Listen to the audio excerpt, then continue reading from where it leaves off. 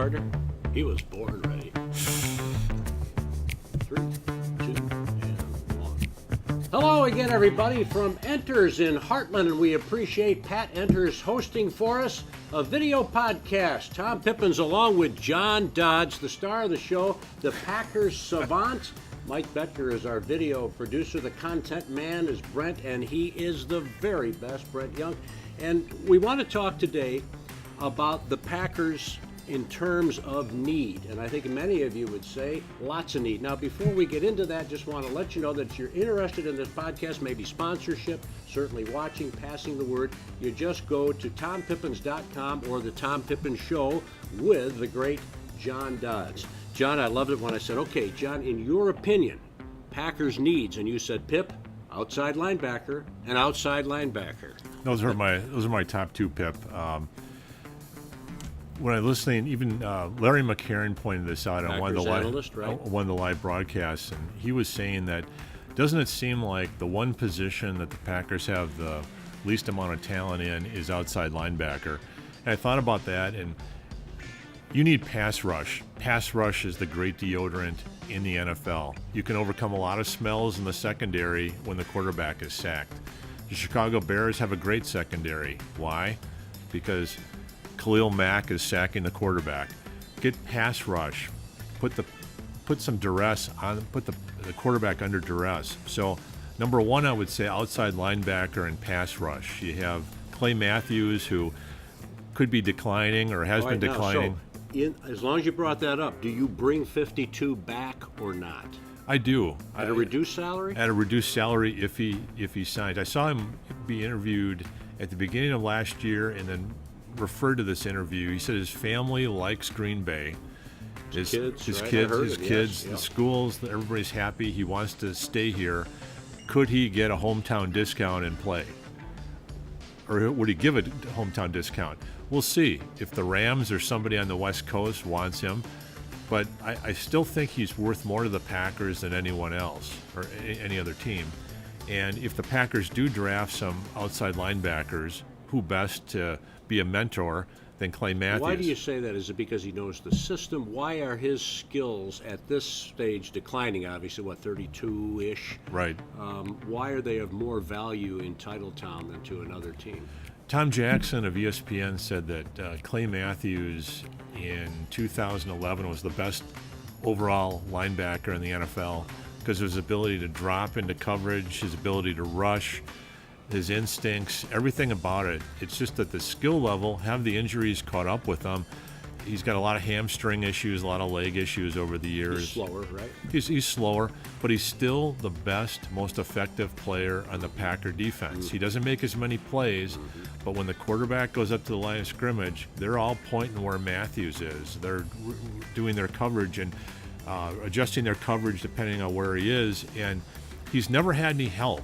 From Frank Zombo from Eric Walden, Nick Perry. Nick Perry can't stay on the field. They've always tried Dayton Jones. Yeah. They've tried to get that other outside linebacker, but they haven't been successful.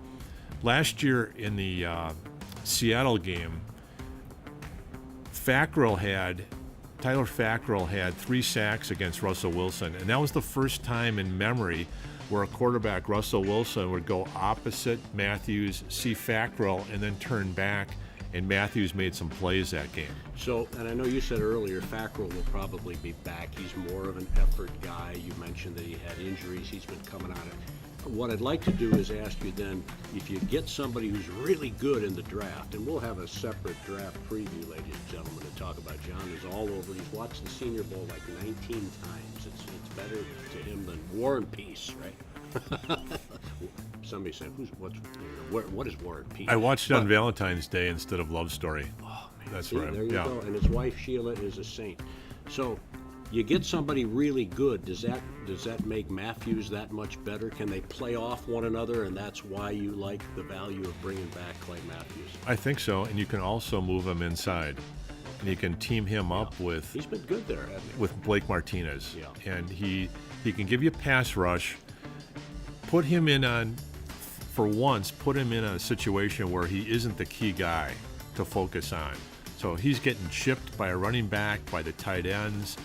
Offensive linemen are scheming, rolling over to his side. They're always looking where Clay Matthews is. So when Clay Matthews comes out on the left side of the defense, the quarterback and everybody has their eyes toward him.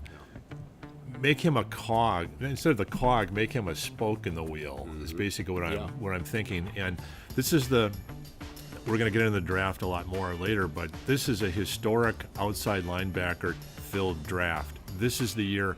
Last year there were very few. The year before, even less. This is the year to get an outside linebacker, and you're probably going to get 2 or 3 of them in the draft. Why not have Matthews there, kind of giving them some mentorship? Packers GM Brian Gutekunst is home taking notes on what John Dodds is saying. I doubt that.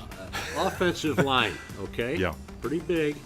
Let's talk Brian Bulaga. John gave me the website, what is it, overthecap.com or something. The numbers, I never got to algebra, so it was way above me. But certainly with Bulaga, cap might be a factor because when healthy again, like a Kevin King, he's very good, but can he stay on the field? So what do you do, especially relative to what you were telling me about the cap hit versus what they'd save if they let the big fella go? I think you keep Brian Bulaga. The advantage right now, his cap number is $8.3 million next year. If they cut him, they save about, I guess the dead money would be 1.6. So they're going to save about $6 million off the cap if they cut him. That's the take that our producers Mike and Brent are getting on this podcast, by the way. Okay.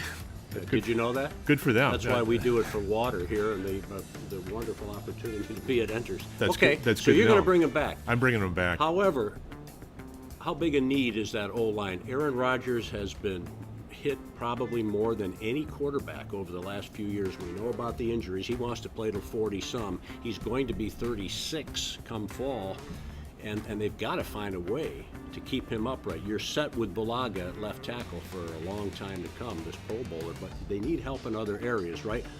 Corey Linsley is very good at the center position. So what about the guards and that tackle on the right side? Yeah, the key would be offensive line. Last year, the offensive right guard was the problem child for them. They started off with McCray, then they went to Bell, and both of them couldn't stay healthy. Unlike Jari Evans, who the previous year was pretty good stopgap, right? Exactly. Then they drafted Cole Madison out of Washington State, and recently there were some reports where there was a kind of a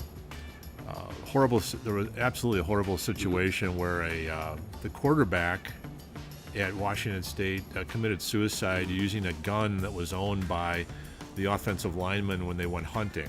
So he kind of lost his love. That's the crux of his personal problems. That was he the never crux. did report, and there are many thinking that. And look, personal problems notwithstanding, far more important, but a wasted pick on somebody who might have been very good for him. He was very good. I saw him at the Senior Bowl last year, and Bill Polian raved at what he could do. He was a tackle at Washington State, and they moved him to guard, and he was a very good player. And I know they were counting on him, but he just has to get right. There's another story also that their family is concerned about CTE and concussions and that type of thing. So I don't know if his career is over or not, but he was a very good player, and it would have been an option I think they were counting on last year. So when I look at the Packer needs, it's outside linebacker number 1, outside linebacker number 2, and number 3 would be get one offensive tackle that they can plug in to guard. Especially if Bulaga gets hurt again, right? And those chronic knee issues and he's an ankle. I mean, he's a warrior, but he has had a lot of struggles. Now, what kind of makes, when you analyze the Packers, you can do so and your head can explode when it comes to what's the problem with Aaron Rodgers getting sacked. And on one hand, some of it's on him, right? Some of it's on him. Some of it's he's holding the ball too long. Yeah. That was the big complaint about Bart Starr in the 60s. He's holding the ball too long. He took more sacks rather than give up the interception. But Aaron Rodgers, was it rookie wide receivers that weren't breaking like he thought it would? And can Matt LaFleur put him back in the pocket where he can 1, 2, 3, get rid of the ball. I've never understood why they don't do that, John. I mean, and we'll digress, I suppose, if I take you there. But just as an aside, he gets hurt in the Chicago game. They come back. He's immobile. Boom, boom, boom. Fast passes, deep passes. It was sensational. Then it seemed to go away. Yeah. I think it was injuries to Geronimo Allison and Randall Cobb. And teams were doubling Adams, and they were doubling the tight end Graham. And the rookie wide receivers weren't up to speed with all of Aaron Rodgers' signals. Aaron Rodgers, when he plays at home, is a different quarterback than when he plays on the road. On the road, there's so much noise that he has to signal. At home, he basically calls the plays, calls the offensive line, sets the blocking schemes, can signal run, pass. I think they have a run and a pass call, and he signals which direction it's going to be. So Aaron Rodgers can control the game. But the other thing, though, do you want Aaron Rodgers sitting in a pocket? I don't know if you do, because his value is getting outside the pocket, extending plays. Are you taking too much away from him when you do that?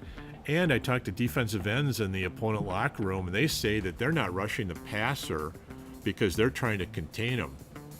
So he's in the pocket, and the offensive tackles, Bakhtiari and Balaga, aren't getting the quick rush that they would if Kaiser or Brett Huntley were back there, because these people want to contain Rodgers and keep him in the pocket.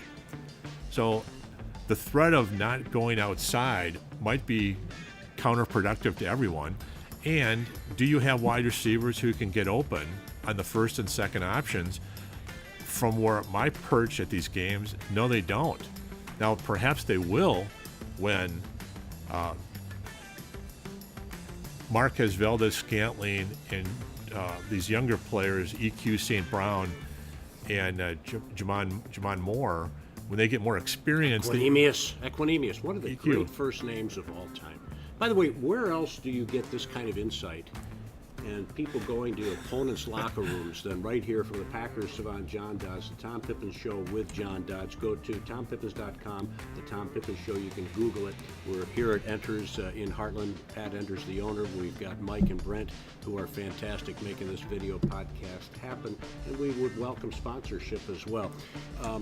I want to maybe take us to one more area before we take a timeout and then address some other needs. I'm going to say, as long as we talk of outside linebackers, Nick Perry, too much of a risk. He's got the. Do you just cut losses with him, or what do you want to do there? Well, that's the $64,000 cap question, because his cap number is $14 million this year, and if you cut him, you can save about $3 million, but you're going to take an $11 million cap hit.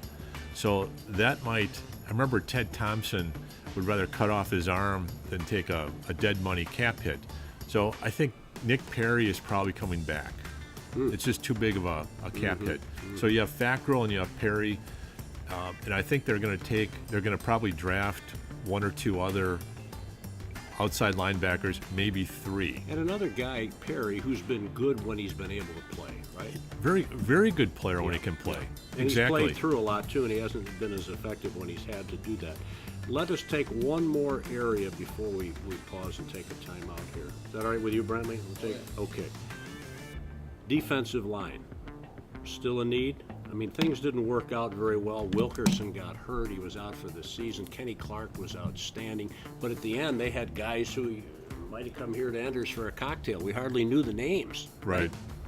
Yeah, they had a very strong defensive line at the start of the year. They had Mike Daniels got hurt. Mike Daniels. They had Kenny Clark, and they had Wilkerson.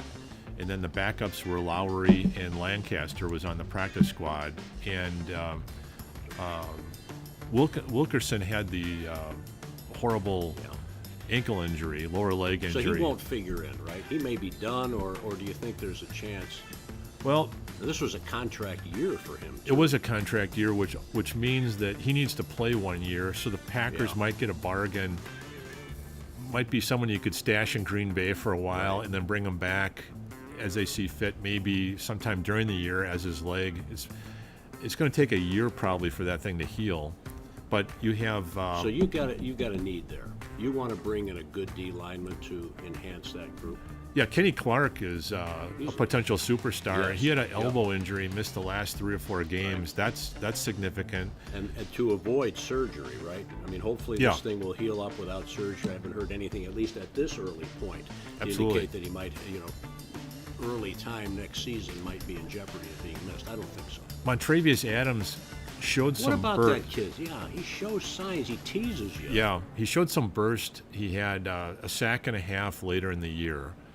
And he was a great Senior Bowl pick, had a real solid senior year at Auburn. He's a tease. But the interesting thing is Tyler Lancaster from Northwestern came in. He had a really good year against the run, and he's a minimum wage guy. Those guys are invaluable. Those late third-day picks and those rookie free agents, those are the ones that if you can get quality play from them, you can afford to have the Nick Perrys. You can afford to pay Aaron Rodgers $30 million because the tail end of your roster can be up-and-comers. I would say this is a great year for defensive linemen, maybe the historically best ever. And you can get a really good defensive lineman through round 3. So I think they're going to definitely go defense, outside linebacker, possibly middle linebacker, and defensive line. You said that Blake Martinez, I like him as a player. He's all over the ball. He reminds you of A.J. Hawk, though, right? He's not going to make too many wow plays because of a lack of speed. Right. That's what you were saying. Yeah, you might want to upgrade that position either by bringing Matthews in to play with Blake Martinez. Blake Martinez is the coach's kid. He's the pro's pro. During rookie camp, there's certain special guys, and he's one of them. He took the entire playbook and all the films home, and he and his dad broke them down because he wanted to know what every player is going to do on the entire defense. So he hurt his leg his rookie year, and last year, his second year, he's getting better every year with it. Led the league in tackles. I think his second year last year was really solid too. He's just slow dropping. Only one interception, right? And they only forced one fumble, I believe the stat was all year. Okay. So there's some very, very good and fast middle linebackers coming out of this draft. One named White from LSU that might be there at 12. That's the draft tease for the draft show. I absolutely love that. Okay, so as we go forward, we want to know about the tight end position. Jimmy Graham is coming back.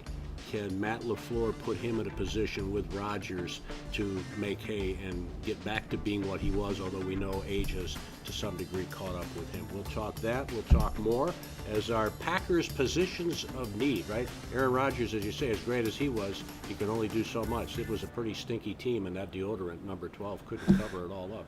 I like that line. Give him some help on defense. Add an offensive lineman.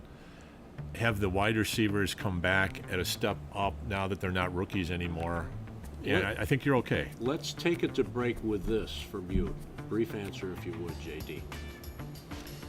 If the Packers make the right moves in the draft, and there's a lot on GM Brian Gutekunst and his staff, can they compete for a Super Bowl, or are they a year away? Answer that one in 30 seconds, my friend. Well, is it half empty or half full? I think it's half full. And after watching Jared Goff perform in the Super Bowl, if the Rams had Aaron Rodgers, they win the Super Bowl over Brady. Rodgers still has the mobility. He can make plays out of the backfield, or out of the pocket. I'm sorry. And I think the Packers need a tweak on pass rush, so a little bit of depth, some infusion of some speed and playmakers.